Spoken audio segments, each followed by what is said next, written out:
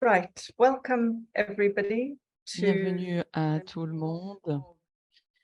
Bienvenue à ce lancement du numéro spécial de NORAC, numéro 8. Et comme vous l'aurez vu en entrant dans la salle, cette réunion est enregistrée pour veiller à ce que les personnes qui ne puissent assister aujourd'hui aient accès à ce qui, j'en suis sûre, va être un débat totalement fascinant. Bien sûr, n'hésitez pas à partager cet événement sur les réseaux sociaux en utilisant le NORAG et aussi la manière donc, de l'OIT. Et donc, il y a les hashtags ici que nous suggérons, mais bien sûr, tous les éléments que vous voulez utiliser seront aussi inclus.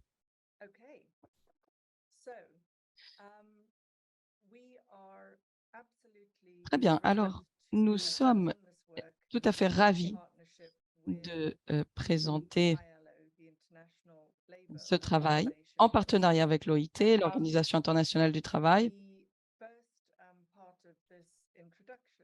Et donc, en plus, dans cette introduction, il s'agit donc de vous accueillir dans cette séance d'aujourd'hui. Nous sommes très heureux que vous soyez avec nous aujourd'hui.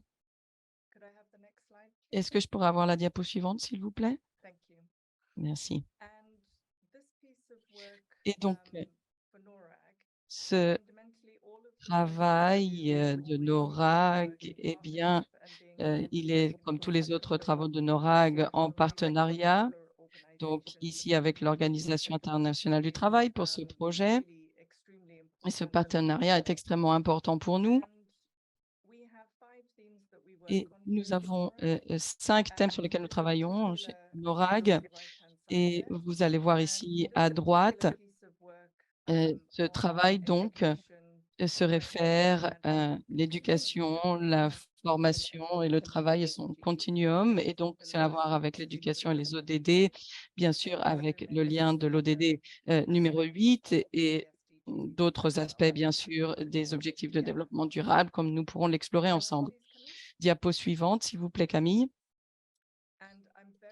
Et je suis aussi très heureuse de donner la parole pour la première introduction à ces travaux à Sang-Rayon Lee, qui est le directeur du département politique d'emploi à l'OIT, ici à Genève, en Suisse. Sang-Rayon, à vous la parole. Merci, Moira. Et bonjour à tous les auteurs, autrices et participants. Je dois dire que je suis très heureux de renouveler notre collaboration avec l'OIT et NORAG, donc pour ces publications. Comme certains d'entre vous le savent, NORAG a déjà beaucoup collaboré de par le passé avec l'OIT, donc nous avions des groupes de travail sur la coopération pour le développement des compétences. Et ensuite, après, il y a eu donc des groupes de capacité pour la formation professionnelle. Et ici, aujourd'hui, ce sujet a donné lieu à une sélection riche d'universitaires, de praticiens, de chercheurs. Et donc, étant donné tout le contexte, vous voyez donc tous ces articles qui sont complémentaires et donc en théorie et en pratique. Et je voudrais féliciter donc Christine Hoffman notamment et Michel Carton pour avoir composé tous ces travaux et édité, publié ces travaux. C'est un travail vraiment difficile et vous l'avez très bien mené. Félicitations. Et tel que je le vois, en fait, je voudrais mentionner 3 choses. La première, c'est à quel point le concept de continuum emploi, formation, travail est pertinent. Et cela semble un concept complexe, mais en fait, il est très pratique, très réel, notamment pour faire face aux défis de la vie réelle lorsque les jeunes, par exemple, doivent affronter ces défis et donc avoir des parcours d'éducation, de formation, permet donc d'avancer dans leur carrière. Et donc, cette idée de continuum éducation, formation, travail fonctionne vraiment très bien. Et notamment lorsqu'il s'agit de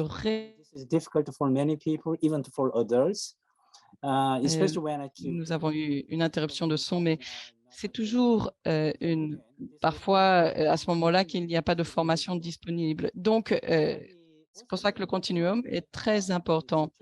Nous pouvons aussi penser des situations où se trouvent les personnes de plus en plus dans le monde, dans des situations de crise.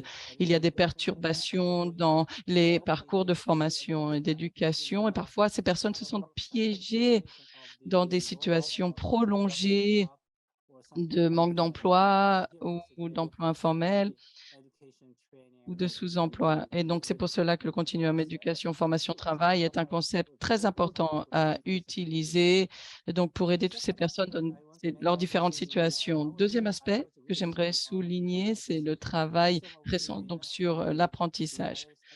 Comme vous le savez peut-être, il y a une conférence la semaine dernière de l'OIT qui a adopté une nouvelle initiative pour l'apprentissage. Et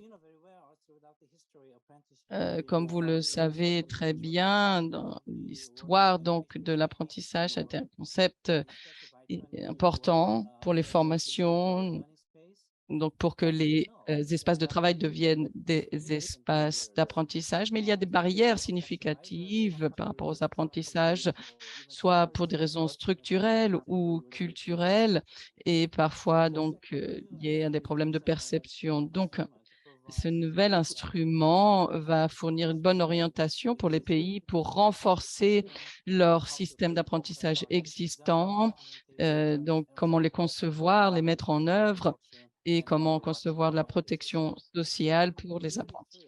Alors, je suis vraiment ravie de voir tous ces articles dans ce numéro spécial qui parle d'apprentissage et la manière dont améliorer les travaux. Et dernière chose, mon dernier point donc, et troisième, j'ai été impressionnée par donc l'amplitude de la couverture des travaux ici. On parle des besoins des jeunes, de la création de l'accompagnement, la reconnaissance des apprentissages précédents, et tout est donc pertinent pour les travaux de l'OIT et bien au-delà. Je voudrais conclure mes remarques d'ouverture en félicitant tous les auteurs et autrices et l'équipe d'édition pour cette compilation formidable. Et je suis impatient d'écouter les présentations aujourd'hui. Merci beaucoup, Moira, à vous de nouveau. Merci beaucoup. Je voudrais vous faire savoir que ce numéro spécial de NORAG a été lancé donc en 2018. Ça a commencé en 2018 avec la coopération, donc l'Agence de coopération du Sud. Et donc, l'ambition pour ces numéros spéciaux, c'est que ce soit une source ouverte, que nous partageons donc nos ressources librement et que nous donnions la visibilité à des auteurs de différents pays avec une perspective de diversité, notamment du Grand Sud. Donc, c'est un effort clé du NORAG pour renverser donc cette expertise Nord-Sud et l'échange d'expertise Nord-Sud et avoir donc une perspective du Sud particulièrement.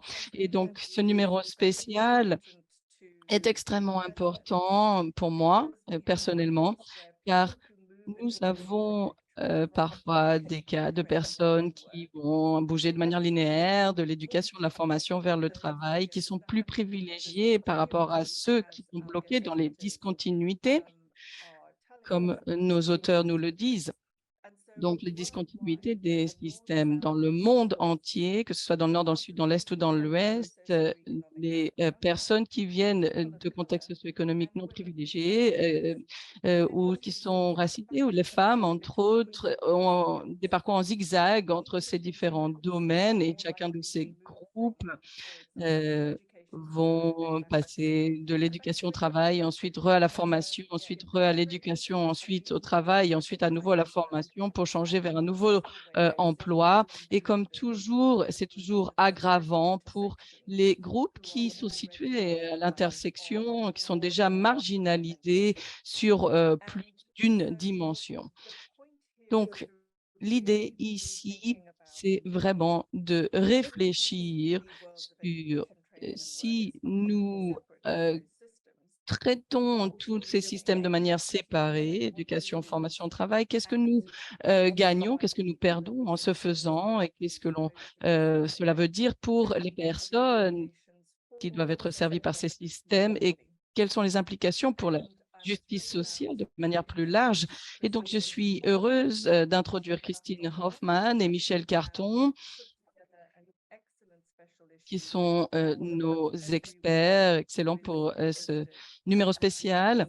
Et donc, pour toute personne qui serait intéressée par ce carrefour, cette intersection, et pour d'autres personnes qui ne seraient peut-être pas intéressées par ce sujet exactement, mais qui aimeraient comprendre comment tous ces systèmes fonctionnent ensemble. Christine et Michel, merci infiniment et bienvenue.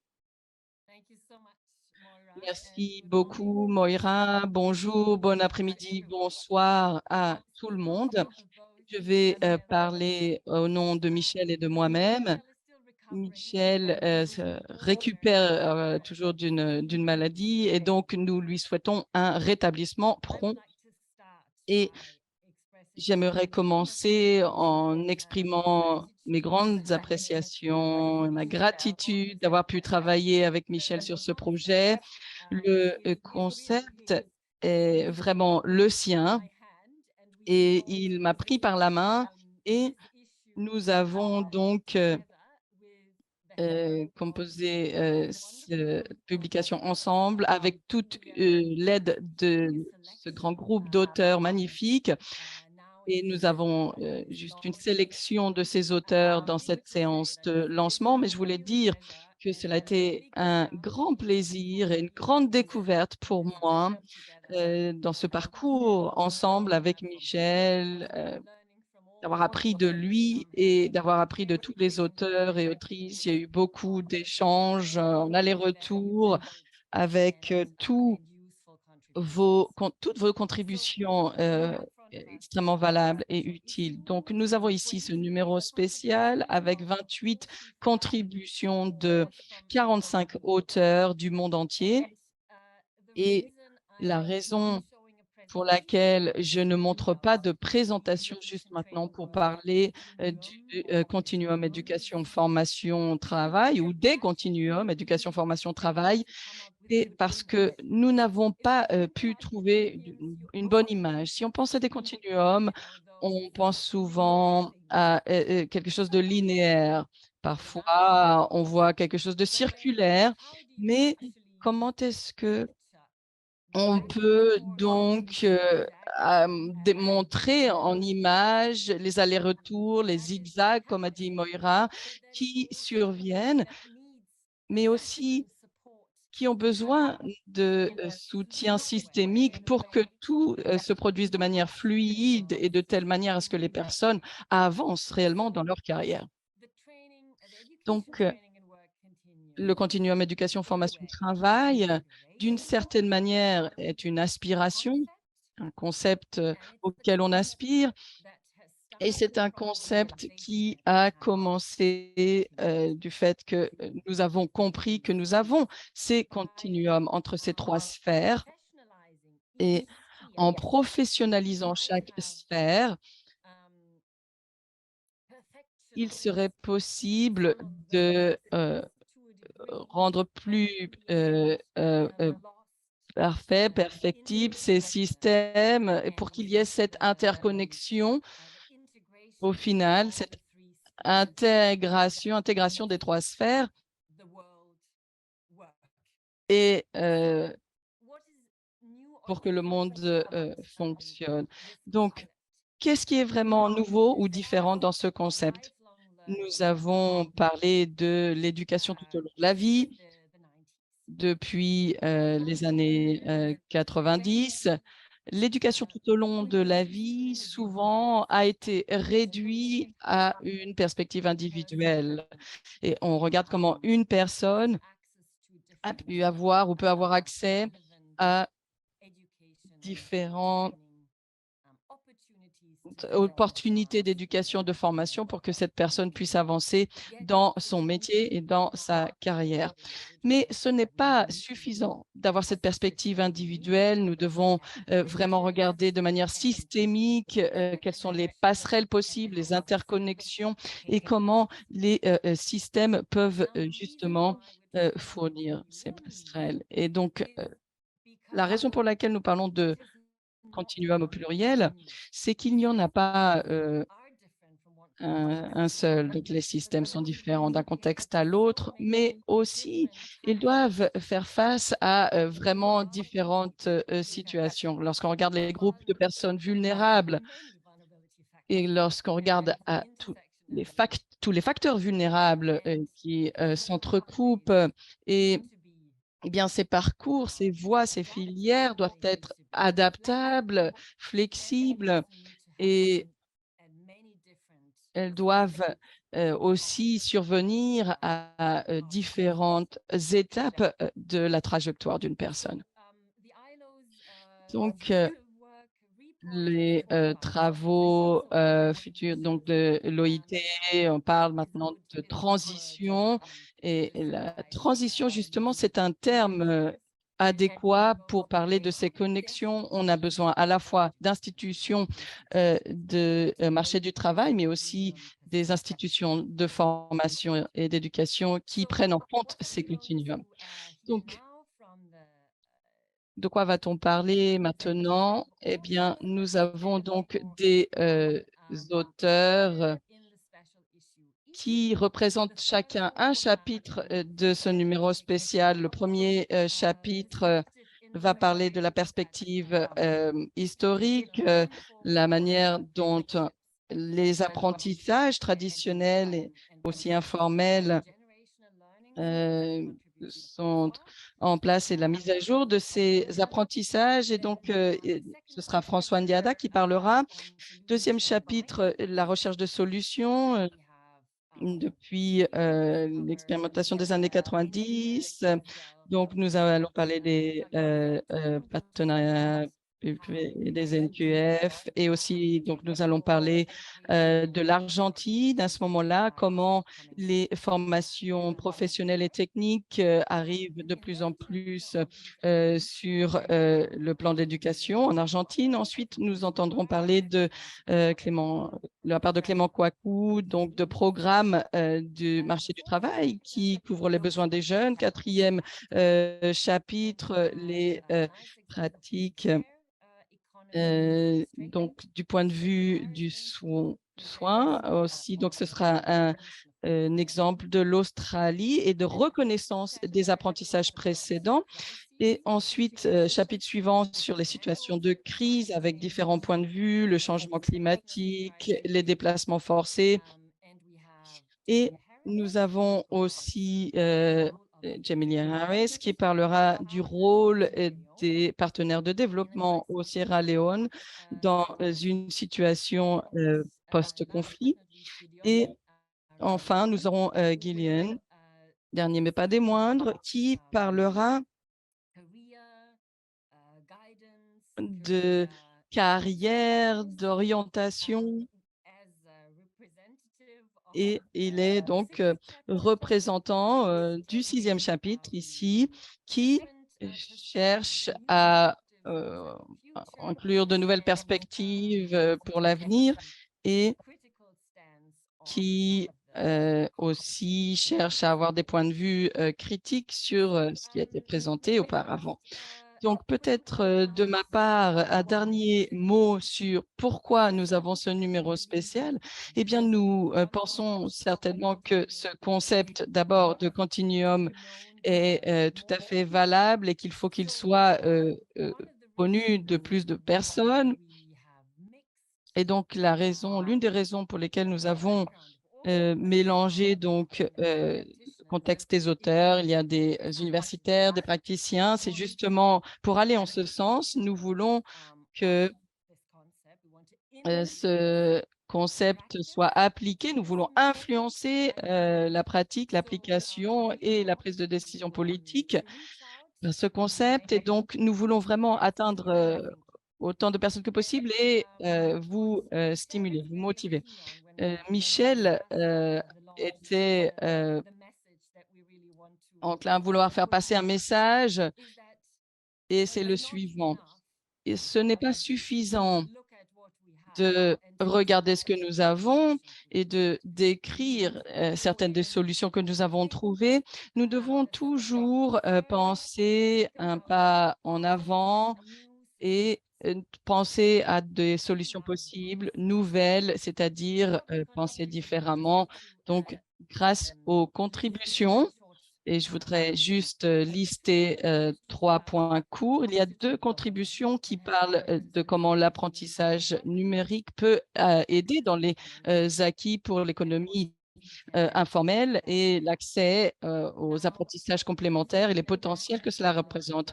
Nous avons vu donc un développement massif de l'intelligence artificielle et aussi les risques qui peuvent survenir avec ce développement. Comment est-ce que nous, les universitaires, les praticiens, pouvons utiliser cela dans ces espaces de continuum?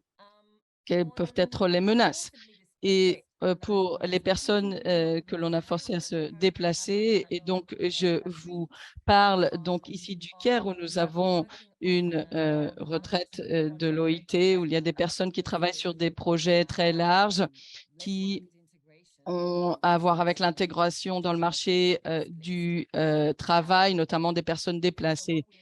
Et donc, ce que nous percevons, c'est que, par exemple, les programmes d'apprentissage basés sur le travail qui incluent les réfugiés et les communautés hôtes, eh bien, ces programmes, non seulement peuvent augmenter la cohésion sociale entre les groupes, mais peuvent aussi avoir un impact réel sur la façon dont les pays peuvent livrer justement leurs programmes vis-à-vis des communautés vulnérables.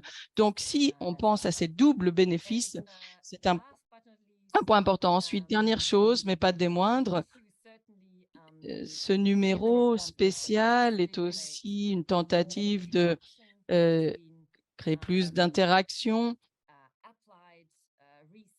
entre la recherche appliquée et donc ceci dans les pays à moyens et faibles revenus et aussi donc avec les décideurs politiques. Donc, lien recherche et prise de décision politique. Donc, encore une fois, merci beaucoup non seulement aux auteurs et à Michel, mais aussi à Moira et à toute l'équipe NORAG qui nous a soutenus pendant tout ce travail pour cet événement et pour la publication elle-même, donc Camille et Anouk particulièrement. Merci beaucoup. Merci, Christine et Michel, pour tous ces efforts qui ont été déployés. Nous sommes vraiment ravis de pouvoir lancer cette publication avec vous. Nous allons maintenant passer aux présentations de la part des auteurs. Et notre première présentation sera faite par François Niaga, qui va prendre la parole maintenant. François, vous avez la parole.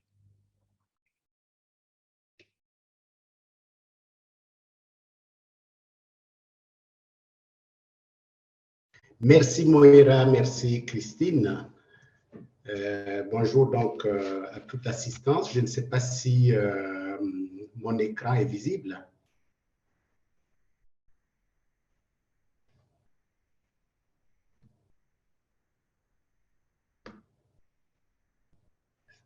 Parfait, merci. Ok. Donc, je partage donc mon écran. Très bien. Alors, l'honneur m'est donné donc de parler donc de cet article que nous avons écrit. J'aimerais juste rapidement faire la genèse parce que c'est une réflexion qui résulte en fait de constats sur le terrain suite à la mise en œuvre d'un certain nombre de programmes depuis pratiquement 2019 par là, 2011 je veux dire, et qui nous a permis donc de faire ce constat pour arriver à rédiger cet article. Et je pense que l'article sur le continuum intergénérationnel a son sens encore lorsque je vois au milieu donc de cette assistance des gens comme Kenneth King, le professeur Kenneth King, que nous connaissons depuis des décennies et des décennies, quelqu'un comme Michel Carton et évidemment bien d'autres participants de renom qui s'intéressent encore à cette problématique d'éducation, de formation et de son lien avec le travail. Alors, comme je disais, donc, je suis parti de... Le plan que je vais présenter, c'est quoi? C'est tout simplement les constats, les hypothèses que j'ai posées donc pour cette réflexion et parler juste rapidement des modèles de transmission intergénérationnelle dans les sociétés traditionnelles et modernes. Et ensuite, poser une sorte de déconstruction des modèles classiques. Et je vais parler ensuite, pour finir, donc, des avantages et de quelques pistes donc, à explorer. 5 constats résultant donc de programmes mis en œuvre donc, au Mali, un programme d'éducation non formelle qui intéresse à la fois les jeunes de 6 à 12 ans, des adolescents et des personnes adultes. Donc, c'est le PENF Mali, programme d'éducation non formelle, qui s'intéresse à ce groupe-là. La mise en œuvre de 2 programmes d'entrepreneuriat encore au Mali. L'un s'appelle Bara, l'autre s'appelle Djigitougou, développé pour l'insertion des jeunes dans le milieu rural. Et ce que nous avons remarqué comme constat aussi, c'est que dans la plupart de ces programmes, il y a un caractère implicite donc et non conscient de la notion de continuum intergénérationnel, donc ce qui fait que on n'exploite pas les avantages liés donc à ce concept. Et dernier constat, quatrième constat, pardon, l'analyse de la conception de l'apprentissage traditionnel dans la relation maître et apprenant ou apprenti. Et évidemment, l'avènement du numérique donc, qui a bouleversé donc, tous les schémas d'apprentissage. J'ai posé 2 hypothèses, c'est que le fossé entre les générations, qui est source potentielle de tension dans les entreprises, affecte parfois la construction des compétences et peut nuire donc à la qualité de l'apprentissage mutuel et de l'insertion. Et la deuxième hypothèse part du principe que la prise en compte du continuum intergénérationnel stimule à la fois la qualité des apprentissages, mais aussi l'intégration des jeunes dans le monde du travail. Les jeunes, mais aussi des personnes plus âgées. Donc, c'est à partir donc, de ces constats et de ces 2 hypothèses que j'ai développé donc, cet article en me disant que dans les sociétés traditionnelles, que ce soit dans le domaine de l'agriculture, de l'artisanat, de l'élevage, le modèle est vertical. Ça veut dire quoi? C'est l'adulte ou le plus expérimenté qui transfère ses compétences, qui enseigne aux plus jeunes. Et la verticalité, comme vous savez, valorise peu l'interaction entre les générations parce que celui qui apprend reste redevable.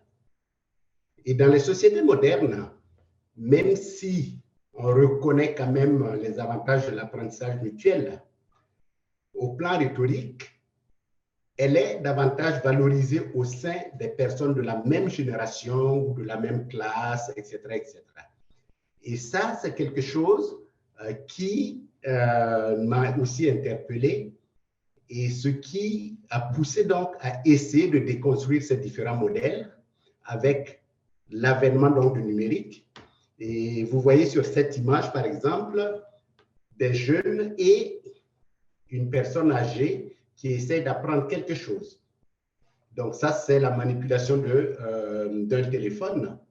Et l'ancrage numérique a facilité donc cette interaction bidirectionnelle. Autant la personne âgée a des compétences, des savoirs à transférer à des personnes plus jeunes, autant les jeunes ont davantage de savoir, de connaissances à partager avec les personnes adultes. Donc, et cette relation, on peut la constater aussi même dans les familles où papa ou maman est obligé de se référer donc à son enfant de 8 ans, de 10 ans, pour mieux manipuler donc les outils numériques. Et ça, c'est très, très courant.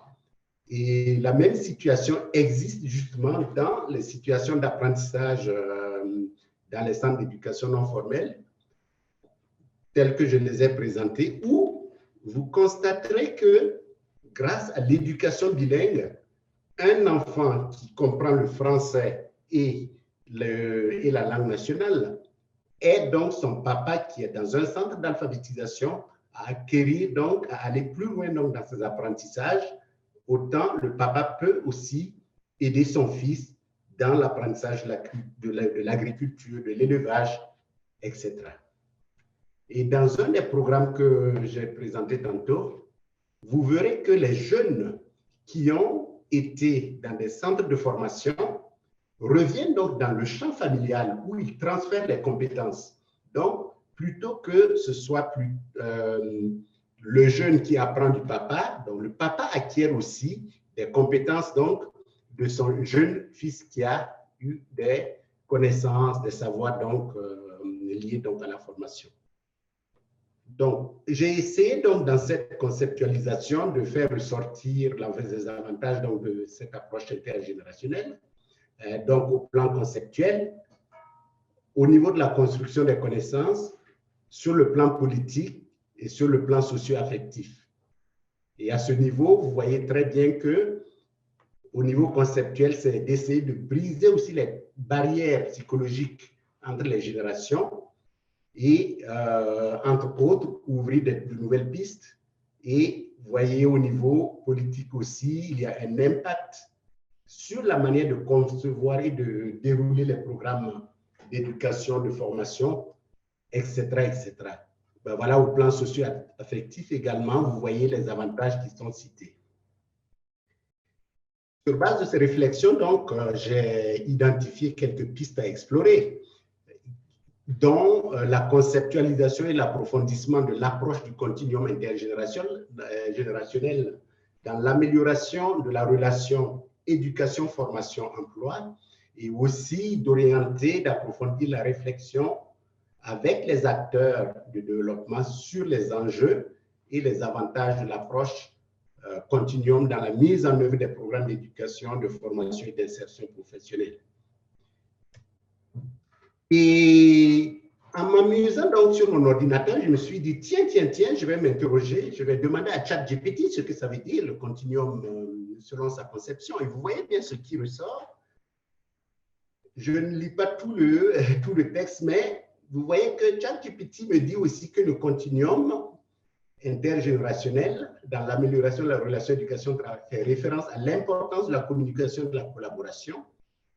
Et il s'agit de créer des ponts entre les différents niveaux d'enseignement. Moi, je pense que j'ai mis en exergue l'enseignement, de préparer les jeunes à entrer dans le marché du travail, d'offrir des opportunités de formation continue et de développement professionnel pour les travailleurs plus âgés. En encourageant le partage des connaissances, voilà, et des expériences, le continuum contribue à construire une société plus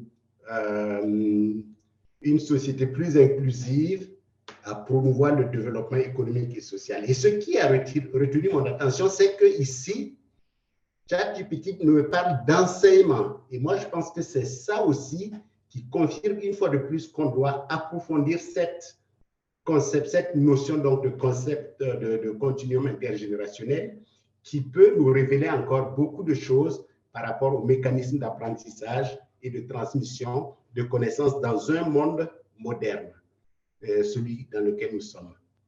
Voilà, je vous remercie et je vous repasse donc le micro. Merci beaucoup, François. And moving on now to our... Et je vais maintenant passer au prochain orateur.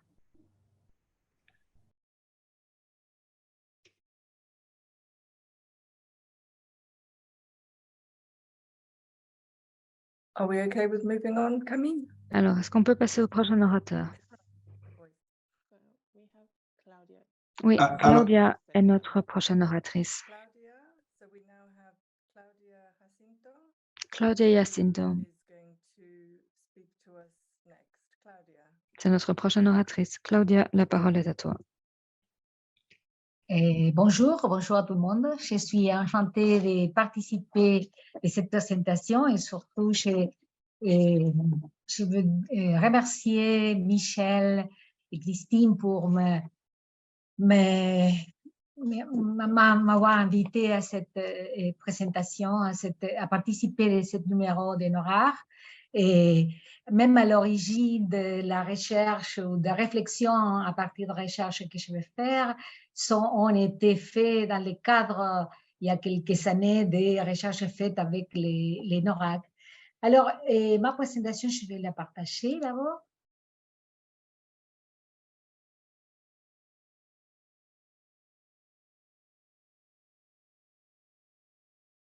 Et ma présentation est axée sur la formation professionnelle en Argentine.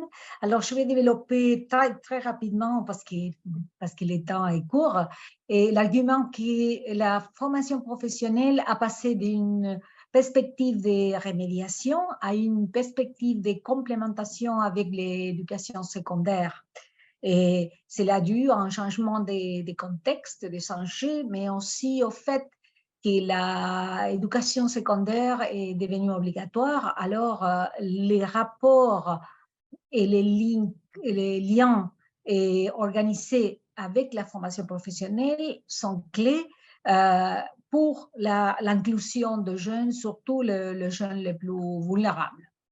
Et j'ai préparé l'article dans la perspective de voir si cette lien proposé par l'approche du continuum entre l'éducation et la formation professionnelle et l'emploi marchait pour analyser quelques situations qui se sont passées dans les dernières années en Argentine. Tout d'abord, il faut dire que le régime d'éducation-emploi en Argentine a une vocation universaliste. Il est ouvert à tout le monde et de forme gratuite.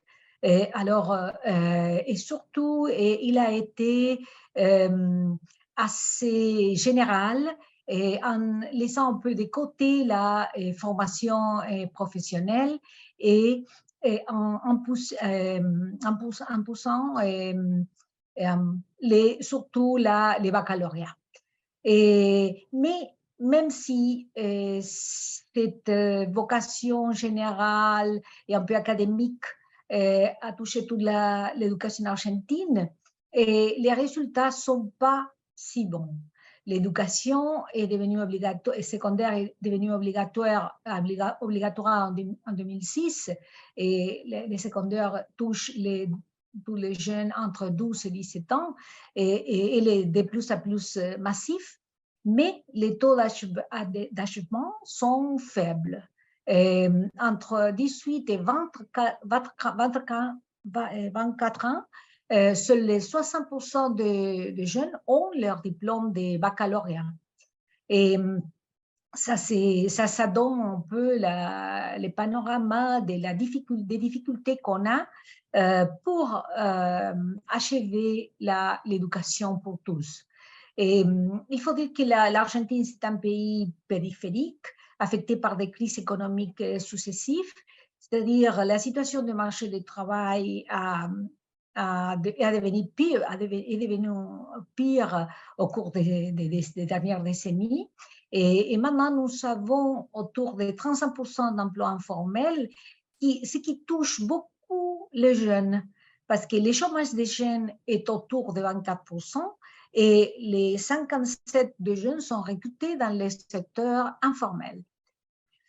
Et dans ce cadre, comme je le disais, la formation professionnelle a été, on voit un peu, d'évaluer, dévaloriser en particulier la filière qui est courte, de type CAP ou BAP pour les Français, et en parallèle à l'éducation formelle, c'est-à-dire sans passerelle avec l'éducation formelle, c'était plutôt une voie parallèle, même à l'intérieur de la formation professionnelle, où il y a diverses approches.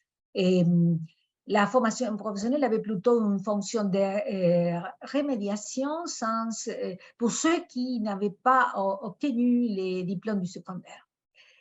Mais un peu l'accent qui est mis dans l'article, c'est que depuis les années 2000, les études secondaires sont devenues obligatoires et dans un contexte économique de réactivation, on a mis en place une reconfiguration de l'enseignement secondaire et de la filière technique et professionnelle.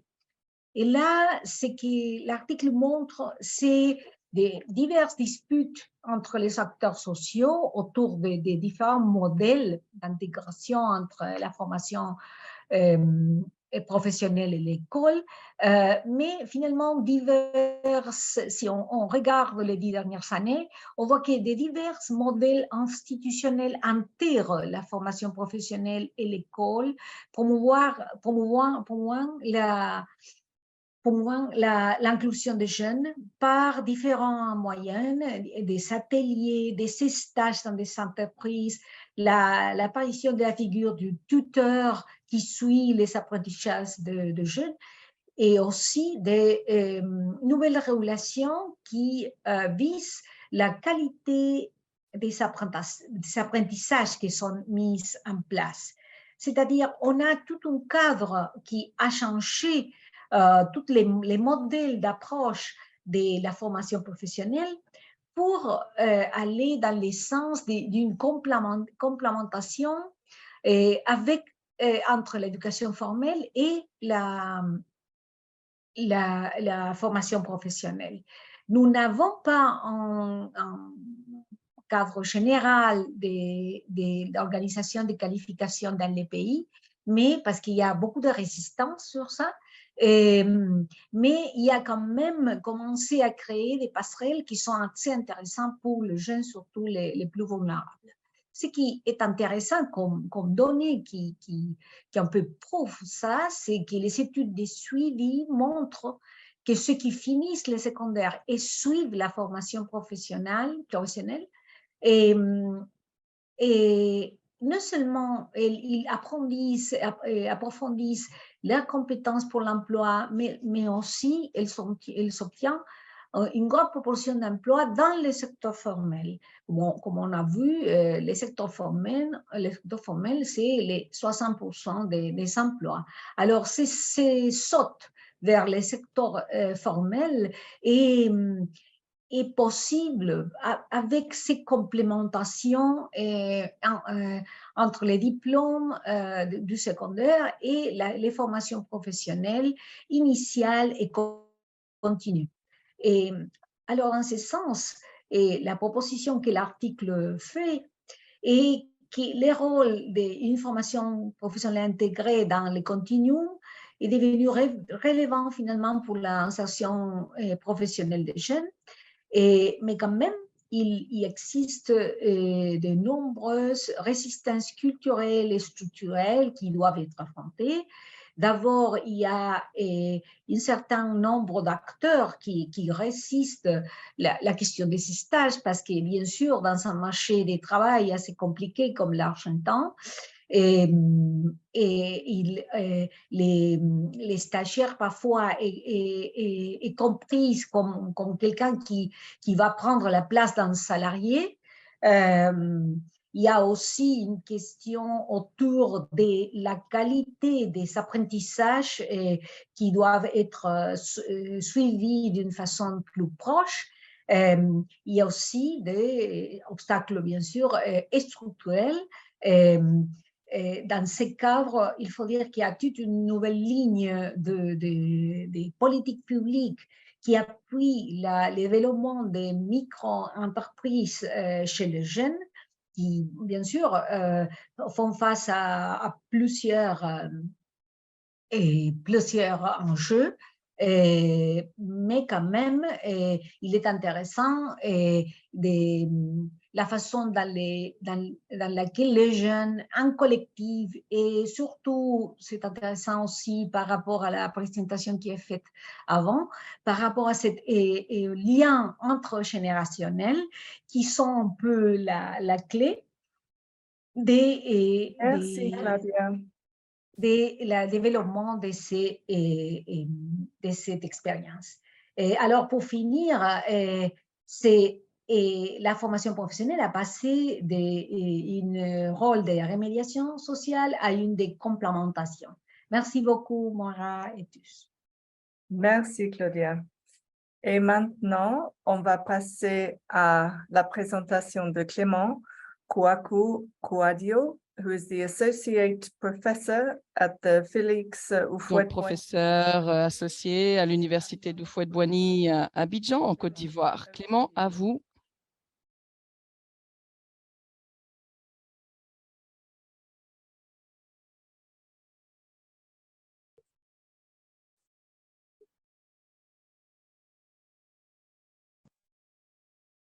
Alors, merci beaucoup, Madame la modératrice. Je ne sais pas si je me fais bien entendre. Yes, perfect. Très bien. OK, d'accord. Alors, donc, mesdames et messieurs, les organisateurs de cette réunion sur le continuum éducation, formation, travail, mesdames et messieurs les panélistes, je voudrais avant tout propos vous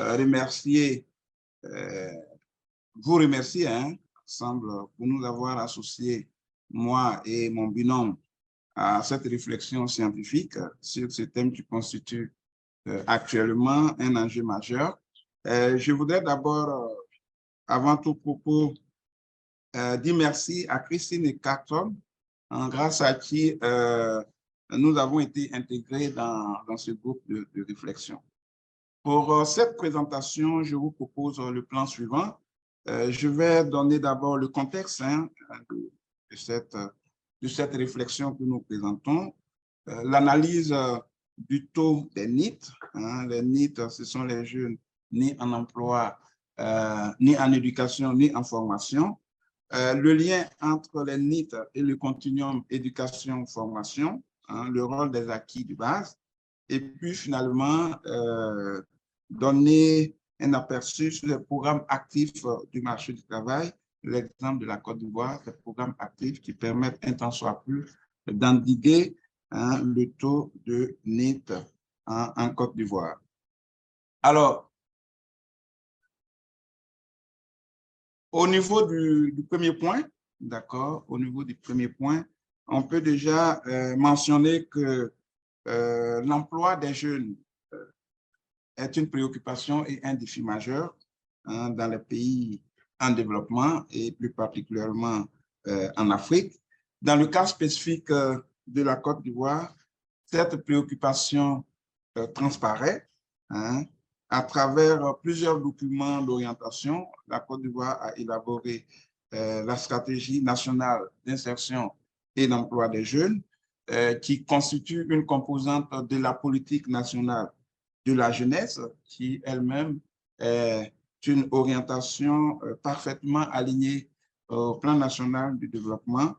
Et également, plusieurs réformes ont été opérées avec la création d'un ministère dédié à la jeunesse, mais aussi d'une agence d'insertion des jeunes. Alors, dans ce contexte bien précis, le continuum éducation-formation est une solution idoine pour pallier les discontinuités entre l'éducation, la formation et l'emploi à travers des programmes actifs. Le constat a été le fort taux de NEET dans la plupart des pays africains et on a pu remarquer que globalement, le continent affichait un accroissement du taux de NEET qui est passé de 21,6% en 2010 à 22,9% en 2020.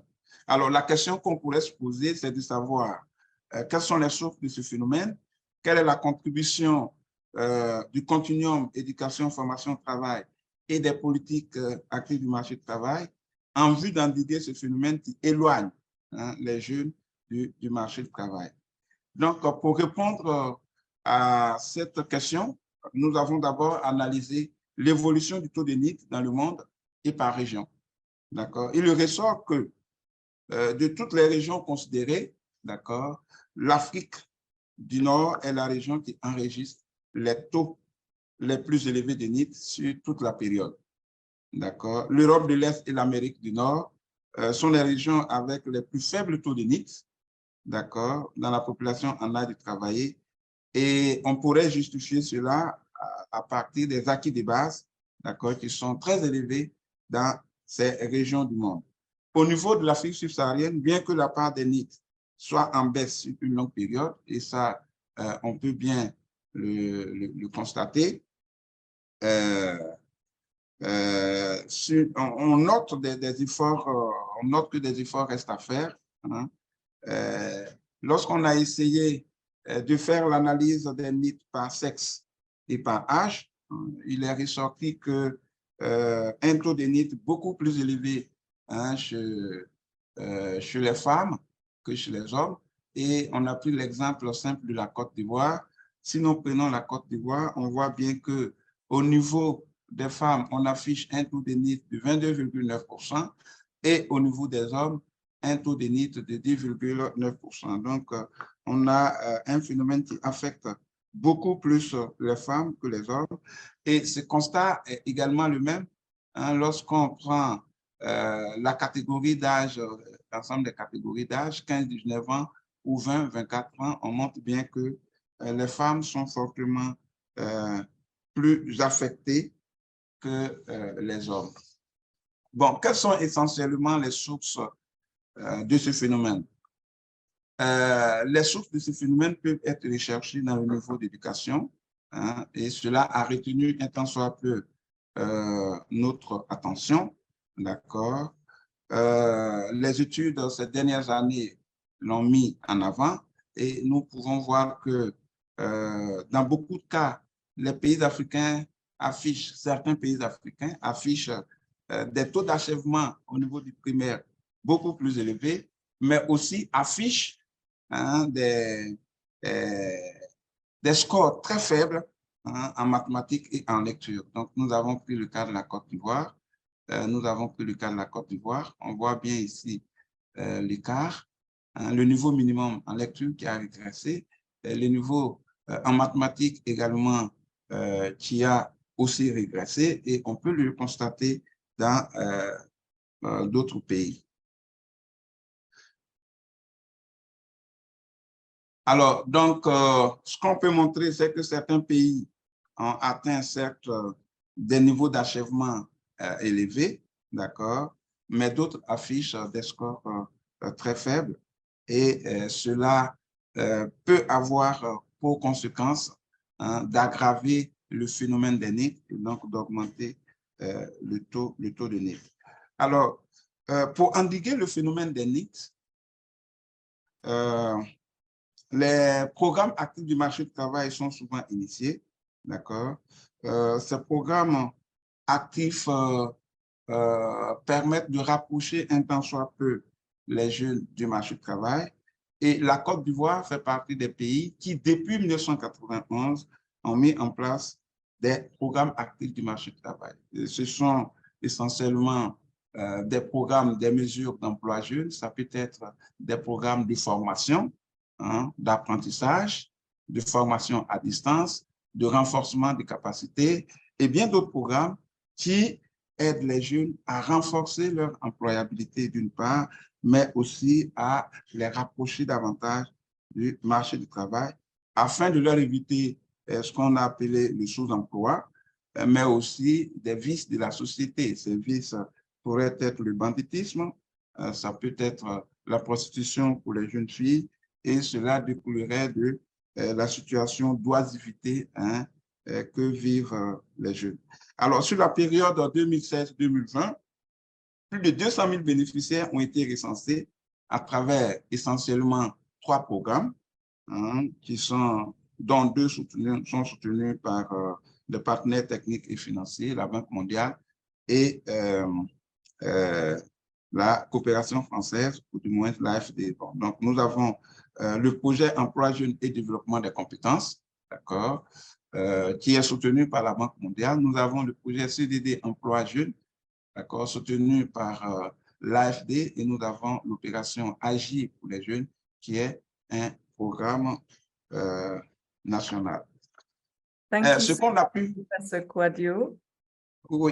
Oui, juste une minute. Ce qu'on a pu constater, c'est tout simplement que ces programmes rencontraient des difficultés de fonctionnement, et ces difficultés sont expliquées d'une part par l'insuffisance des capacités opérationnelles, par la faible capacité de pérennisation des emplois, l'insuffisance des dotations budgétaires et bien d'autres, toutes choses qui montrent que l'État et les partenaires techniques et financiers doivent intervenir davantage pour que ces programmes puissent avoir un effet sur la réduction des NEET dans les pays en développement.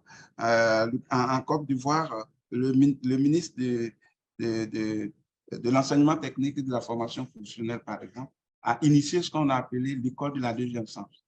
L'école de la deuxième chance, c'est une opportunité donnée aux jeunes qui sont sortis de façon prématurée du système éducatif, sans formation et donc sans profil de carrière, à qui l'État propose des formations, de nouvelles formations pour pouvoir se réinsérer dans le tissu économique et social, quitter l'oisiveté qui les caractérise et se rapprocher davantage du marché du travail.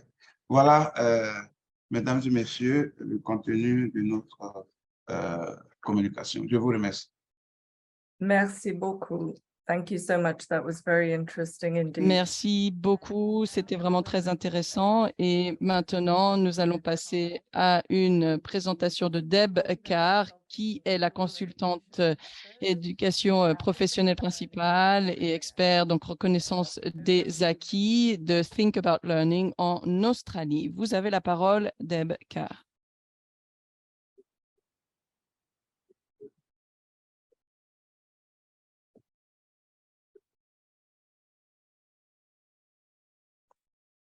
Thank you. My continuum's a straight line. Merci. Donc, je vais voir donc si je vais changer mes méthodes pour me connecter pour la prochaine fois. En tout cas, merci beaucoup de cette opportunité de que vous me laissez pour parler donc de la reconnaissance des apprentissages précédents dans le contexte donc des entreprises des éducateurs. Alors, ce programme RPL de reconnaissance des acquis précédents donc connaissent donc les travailleurs qui sont en manque de reconnaissance des connaissances. Donc, ils effectuent des choses depuis des années, et avec ces évaluations, ils sont reconnus pour leur travail, donc leur apprentissage mené à bien sûr le lieu du travail. Et donc, cela fait partie de ce continuum éducation, formation et travail. Et donc, ils n'ont pas besoin, ces employés, d'aller en dehors du travail vers des institutions d'éducation. Et souvent, c'est vrai qu'il est indiqué que les travailleurs sont intimidés par les institutions d'éducation. Et ce programme met en avant les bénéfices à la fois pour les travailleurs et les entreprises. Les travailleurs sont sur le marché du travail et peuvent porter leur candidature sur de meilleurs emplois. Et cela a amélioré aussi les compétences d'apprentissage. Donc, à la fin du processus RPL, les candidats se rendent compte qu'ils sont plus enthousiastes sur le travail, plus motivés, et ils deviennent des apprenants enthousiastes. Et les bénéfices incluent donc l'augmentation de la retenue des travailleurs et moins de temps donc en dehors du travail pour étudier. Et le programme indique que parfois aussi ces travailleurs sont des instigateurs de changement. Donc, lorsqu'il y a par exemple des pratiques qui sont déficientes, et cela est vraiment rendu visible par cette évaluation RPL. Et donc, il y a ce travail sur le continuum des formations au sein du travail. Il y a d'autres bénéfices. Les candidats ont tendance à acquérir plus de compétences et de connaissances. Lorsque les candidats réfléchissent sur leur apprentissage formel et informel, les résultats peuvent augmenter et les travailleurs sont donc plus motivés à améliorer leurs pratiques professionnelles et à mettre à jour leurs compétences, leurs qualifications avant et après, ou pendant et après le processus.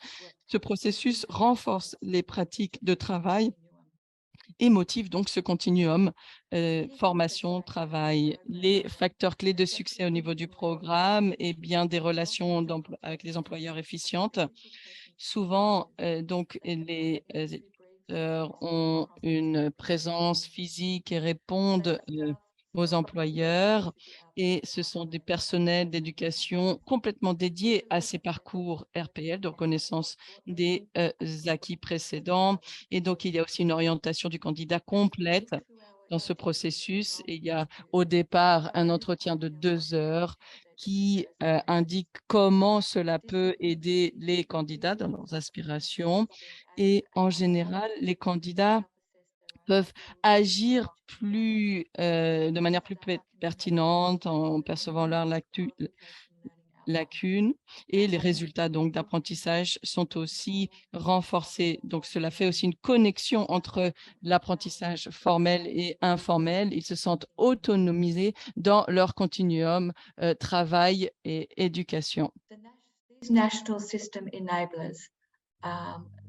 systèmes nationaux, dont Christine a parlé de l'apprentissage tout au long de la vie, et effectivement, c'est un sujet de premier plan, car il lie toutes les différentes façons d'apprendre et il lie justement un système modulaire à un autre. Cela permettra justement de fournir des évaluations adéquates et de reconnaître les acquis vis-à-vis de l'employeur. Et cela permet de maintenir également un niveau de flexibilité quant aux évaluations assurées, et cela permettra également de refléter les acquis du candidat. Et donc, lier le RPL à ce continuum éducation, formation, travail serait idoine. Merci beaucoup de votre attention. Thank you so much for that, Deb. Merci beaucoup. Nous allons maintenant passer au prochain oratrice plutôt, qui sera Jamelia Harris, qui est chercheuse à l'Institut pour la recherche de l'emploi à l'Université de Warwick au Royaume-Uni. Jamelia, vous avez la parole. And I guess before I go into my presentation, I just want to Alors, say avant de faire ma présentation plutôt, je tenais à remercier toutes les personnes qui travaillaient avec moi et qui m'ont invité pour parler de mon article aujourd'hui. Donc, je voulais parler des initiatives de développement en Sierra Leone et réfléchir avec vous de l'impact que cela a sur le continuum éducation, formation, travail. Donc, je vais présenter le champ de mes recherches. Et pour cette présentation, le travail a eu lieu entre 2017 et 2018. Alors, je vais vous donner quelques informations de contexte. Nous sommes concentrés sur les conséquences non prévisibles du secteur du développement en Sierra Leone. Donc, quelles sont les retombées?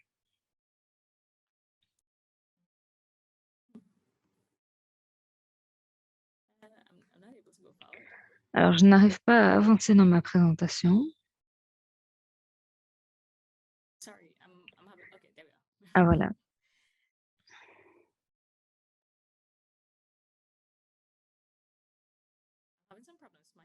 Non, désolé, ça ne fonctionne pas comme je le voudrais. Voilà. Alors, plantons le décor. Concernant la Sierra Leone, il y a une grande augmentation en termes de compétences et de formation dans tous les domaines.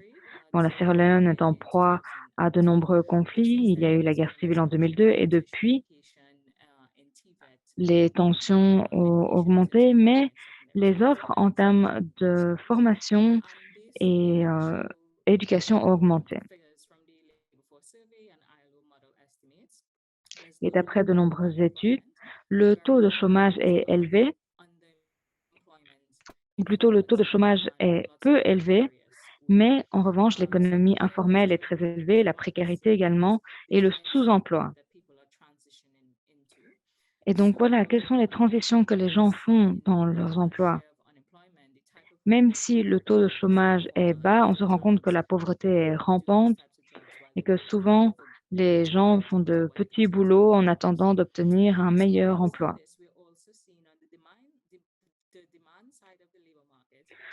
Quelle est la situation sur le marché de l'emploi? Il y a un déséquilibre entre l'offre et la demande. Des études se sont penchées sur les causes d'un tel déséquilibre.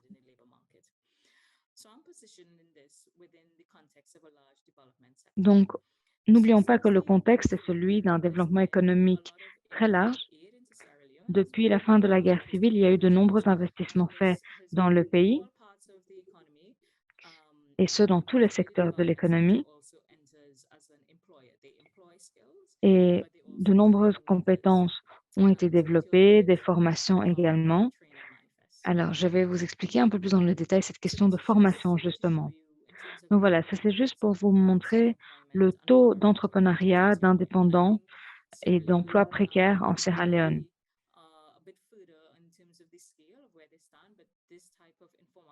Donc, ce type de boulot ou d'emploi informel est assez répandu en Afrique et en particulier en Sierra Leone. Alors, en termes d'intervention, il y a eu de l'intervention directe dans l'éducation supérieure, donc au niveau des universités. Donc, par exemple, un programme d'études de programmes de paix et des conflits. Cela a été fait en partenariat avec une université à Bradford et a été financé par l'État, notamment. Alors, pourquoi je me suis penchée sur ce programme spécifiquement? Car des études qui portent sur les conflits et les paix, oui, visent à établir la stabilité en Sierra Leone, mais c'est le type d'études aujourd'hui qui fournit le plus d'emplois aux jeunes. La plupart des personnes qui obtiennent un emploi obtiennent ce diplôme. Mais c'est en fait plus difficile pour eux. Seulement 10%, correction, obtiennent un emploi car les employeurs les voient comme des gens qui ont suivi des études dites plus faciles. En termes d'intervention dans les programmes de formation professionnelle, là, les donateurs étrangers jouent un grand rôle plutôt. Et une coalition a été mise en place, mais le gouvernement a été absent jusqu'ici, n'a pas fait partie des discussions, n'a pas financé suffisamment les programmes de formation professionnelle. Pas suffisamment en tout cas. Troisième domaine d'intervention, ça a été la promotion de l'entrepreneuriat. Beaucoup de programmes existent en Sierra Leone et souvent, c'est pour promouvoir l'entrepreneuriat en fournissant des capitaux ou des formations sur des compétences spécifiques. Donc, c'est une façon pour le secteur du développement de générer plus d'emplois en Sierra Leone. Mais il y a encore de nombreux obstacles. Les voici. Souvent, ces politiques et programmes ne conviennent pas suffisamment aux demandes du marché du travail. Je vais vous donner un exemple. Lorsque j'ai mené des entretiens, l'un des gestionnaires des programmes d'une organisation caritative très connue, elle disait que leurs programmes ne sont pas officiellement certifiants et donc le secteur privé ne va pas les reconnaître. Donc, beaucoup d'argent est dépensé pour faire des formations, mais s'il n'y a pas de reconnaissance par le biais d'un certificat, certaines des personnes qui qui finissent la formation finissent par obtenir un travail au marché noir. En termes de compétences, parfois, l'offre n'est pas toujours appropriée. Pourquoi? Et ça, c'est lié au deuxième point qui est à l'écran, dépendance des voix. Beaucoup des formations en Sierra Leone fournies par le secteur du développement viennent de la période qui a suivi la guerre civile. Donc, des programmes de réintégration surtout. Mais les nouvelles demandes du marché du travail n'ont pas été prises en compte. Il n'y a pas eu d'adaptation. C'est valable pour les compétences, mais aussi en termes de portée géographique. Donc, certains programmes continuent de fonctionner dans les régions qui ont été le plus affectées par le conflit, même s'il y a eu un exode rural colossal en Sierra Leone. Si on pense à ceux qui ont besoin d'être formés et qui ont besoin d'une transition au marché du travail, on se rend compte qu'il manque d'une certaine fluidité, car tous ces gens sont aujourd'hui dans les villes.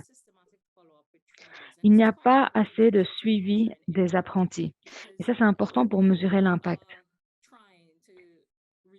Car si on essaie de réduire les discontinuités entre l'éducation, la formation et le travail, on doit savoir ce que nos apprentis font et où est-ce qu'ils finissent et est-ce qu'ils ont un emploi. Et il n'y a que très peu de programmes, d'après ce que j'ai vu, qui évaluent l'impact.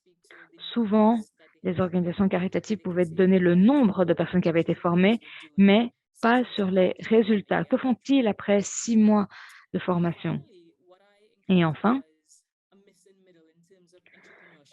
il manque comme une espèce de voie du milieu dans les interventions dans le domaine de l'entrepreneuriat. J'ai mené des entretiens avec beaucoup de gens qui ont obtenu leur diplôme et beaucoup voulaient devenir indépendants, mais ils trouvaient cela vraiment difficile d'avoir accès à des financements. Pourquoi? Parce qu'il y avait des programmes très larges. Par exemple, la Banque de développement africaine avait un accord, mais ils n'arrivaient pas à respecter les prérequis, car les programmes étaient faits pour des entités trop grandes. Et de l'autre côté, parfois les financements n'étaient pas assez larges. Donc voilà, il y a ce groupe de gens qui a reçu une éducation, qui a un diplôme, qui a envie de se lancer en tant qu'indépendant, qui veut être plutôt employeur plutôt qu'employé, mais qui n'a pas accès au financement nécessaire, surtout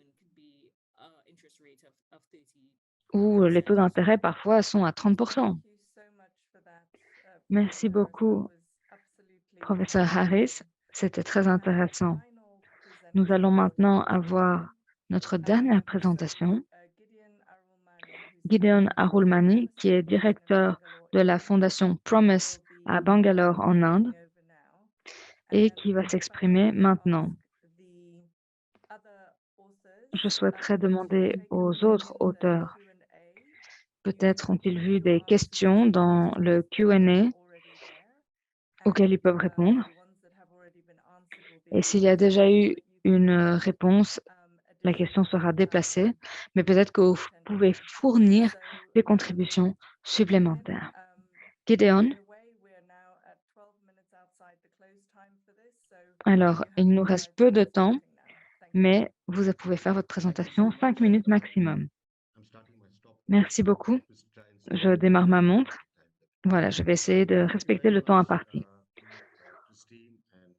Merci beaucoup, Christine, Michel et Nora de l'OIT, Moira. Merci beaucoup de me donner l'opportunité de m'exprimer ici. Alors, comme Christine l'a dit, je viens du secteur de l'orientation professionnelle et je me préoccupe du bien-être du travailleur. Okay, here we go.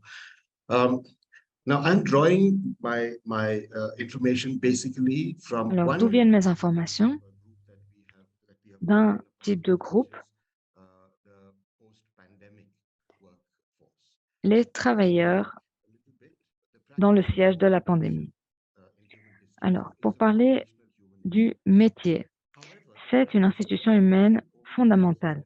Mais cette pratique de l'emploi, elle s'est différenciée. Elle se différencie aujourd'hui entre les moyens de subsistance et l'orientation carriériste. La première orientation sur les moyens de subsistance, c'est un système très ancien qui remonte au temps néolithique. En revanche, l'orientation carriériste, elle est arrivée après la Réformation protestante et la première révolution industrielle. Mais depuis le siècle dernier, est-ce que cette approche a vraiment pu remplir et tenir toutes ses promesses? Et le titre de mon chapitre, c'est peut-être qu'il faut une refonte de ce type de concept. Alors, parlons maintenant de la pandémie. Durant le confinement, les gens ont eu la possibilité de réfléchir à leur vie. C'est un temps d'introspection. Et beaucoup de gens ont eu ces sortes d'épiphanie de la pandémie. Et un grand nombre de travailleurs ont dit qu'ils n'étaient pas contents de leur carrière, alors que cela faisait des années qu'ils œuvraient à améliorer leur carrière. D'après des études, des millions de travailleurs utilisent des termes tels que toxique, être emprisonné, exploité, fatigue, stress. Voilà tous des termes qui ont empli tous les journaux et les analyses des chercheurs. Que s'est-il passé? Une perte d'équilibre. Et cela est lié aux travailleurs lui-même et au monde du travail. Et on trouve cela maintenant partout. Peut-être que c'est plus que le résultat seul de la pandémie. Peut-être que c'est plutôt une frustration profonde aujourd'hui qui va rechanger le travail. Est-il possible que la pandémie n'ait fait que dévoiler un sentiment de désarroi chronique? Et c'est justement cela dont je veux parler. Peut-être qu'on pourrait tirer des leçons de l'autre façon de voir le métier. Il y a 3 principes que je souhaiterais évoquer. Premièrement, cette approche repose sur l'aspect de collectivité. Par exemple, il y a cet exemple de cet ingénieur qui a démissionné et qui est retourné dans sa ferme avec sa famille. Et voilà ce qu'il dit. Je travaille à de nouvelles façons de cultiver des fruits dans les vergers. Avant aussi, je travaillais avec des aliments, mais j'étais toujours dans la compétition. Ici, je suis avec ma famille, donc en fait, on s'encourage les uns les autres. C'est assez percutant comme déclaration. Voici un exemple d'un environnement de travail qui repose sur les moyens de subsistance et qui est familial. Peut-être est-il temps de remplacer la compétition par la collaboration, l'indépendance par l'interdépendance, le devoir par le droit personnel vis-à-vis d'un groupe. Peut-être qu'on pourra en apprendre davantage. Maintenant, pour parler de la flexibilité. Si on regarde l'approche carriériste, on se rend compte que le travail doit être fait à un endroit spécifique, avec des heures spécifiques et un seul endroit. En revanche, l'autre approche ne fait pas de distinction aussi claire entre le travail et la vie. Voici ce que dit un agriculteur. Il dit la différence entre vous et moi, c'est que vous devez finir votre travail aujourd'hui. Moi, je peux finir aujourd'hui, demain ou même plus tard. Je peux demander à ma femme de m'aider. Mes enfants peuvent être avec moi. Mon travail est difficile, mais en tout cas, je finis mon travail à mon propre rythme. Voici un autre exemple de ce type de travail. Donc oui, il y a aussi d'autres défis liés à ce type de travail, mais cela pourrait nous aider à repenser l'éducation, la formation et le travail et institutionnaliser des accords, peut-être des arrangements de travail hybrides. Enfin, dernier point, l'épistémologie alternée. Pour le carriériste, qu'est-ce qu'on attend finalement? Qu'il faut faire le travail dans un certain cadre. En revanche, pour l'autre approche, le savoir est encodé de façon informelle avec des poèmes, des aphorismes, des déclarations, le folklore. Voici un entretien où quelqu'un dit « Personne ne m'a appris à faire mon travail. Je suis retourné au village et mon grand-père me regarde et me montre sa façon de cultiver les terres. » Donc voilà, peut-être se confronter à ces paradigmes alternés ou alternatifs pourrait être utile pour améliorer le continuum éducation, formation, travail, pour terminer, comment pouvons-nous aller de l'avant? Il y a tellement de leçons, de façons dont nous pouvons aller de l'avant que nous avons oubliées. Donc, en fait, il faudrait lancer une 5e révolution industrielle où le bien-être et la sécurité sont la première priorité des travailleurs. Merci beaucoup. Thank you, Gideon. That was a fantastic way to finish the presentation. Merci, c'était une manière superbe de terminer les présentations des intervenants. Alors maintenant, pour le temps des questions-réponses, il nous reste que 5 minutes et nous ne voulons pas utiliser plus de votre temps que vous nous avez déjà offert. Donc, est-ce que l'on pourrait peut-être faire que vous écriviez vos questions donc dans la petite rubrique Q&A, donc en bas dans le menu de Zoom, vous devez trouver cette petite rubrique étant donné aussi la taille de la salle, des participants. On ne peut pas prendre toutes les questions à l'oral, verbalement, et aussi les réponses à ces questions devront être par écrit dans ces rubriques. Donc maintenant, chers auteurs, intervenants, vous pouvez aller dans cette rubrique questions-réponses et répondre déjà à ces questions que nous avons collectées. Si vous voulez prendre le temps de poser une question maintenant, vous pouvez le faire pendant que vous, chers auteurs intervenants, répondez à ces questions. Diapo suivante, s'il vous plaît. Pour conclure, un grand merci à ces 45 auteurs de ces 28 articles qui viennent de 5 continents différents et qui composent donc ce numéro spécial NORAG. Et nous sommes extrêmement fiers de lancer officiellement ce nouveau numéro spécial. Vous pouvez cliquer ici ou photographier ce code QR et vous trouverez donc la publication elle-même dans notre bibliothèque de ressources. Et si vous n'avez pas de lecteur de code QR, vous pouvez regarder dans le chat juste maintenant et vous pourrez cliquer sur le lien que l'on vient d'inclure pour pouvoir avoir tous les détails de cette publication. Et je dirais que c'est une publication phare. Comme l'a dit Christine au départ, c'est un concept sur lequel Michel Carton a travaillé depuis un certain temps avec NORAG et aussi en collaboration avec le réseau suisse de l'éducation internationale. Et nous sommes donc extrêmement fiers de vous présenter cette publication NORAG en partenariat avec l'Organisation internationale du travail. Merci. Merci beaucoup à vous toutes et tous qui avez été à l'appel aujourd'hui. Merci aux 45 auteurs et aux éditeurs Christine Hoffman et Michel Carton.